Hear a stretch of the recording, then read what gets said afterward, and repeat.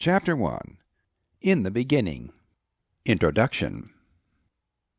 We start this first lecture with the story of the actual geological formation of the Americas.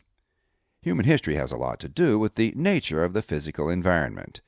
You will learn how the North American continent actually came into being, how humans got here in the first place, and what the state of human habitation was when Christopher Columbus arrived in 1492. The beneficiary, as it turned out, of as much luck as determination, and Columbus was a very determined man. You will learn how and why Columbus and his crew survived to make his discovery, when the odds were all against them, odds which he knew nothing about.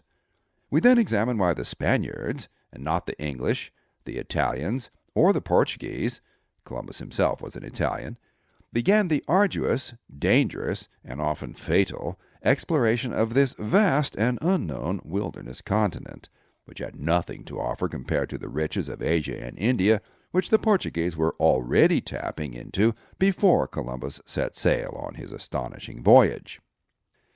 We trace the careers of the 7 most influential Spanish conquistadores, and the lasting influence they left in the Americas, North and South, to this day. We examine the even more influential effects of what became known as the Columbian Exchange, which forms the basis of the world we live in today in everything from culture to cuisine.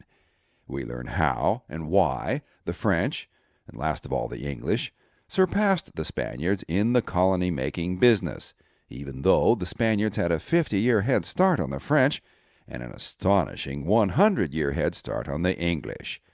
And finally, we learn why, at the end of the day, the English had the best, and ultimately the only, successful formula for the long-term colonization of North America, a formula which kept them at it in spite of numerous failures and setbacks, but eventually guaranteed their success, and defined in the process important parts of what later became the American character.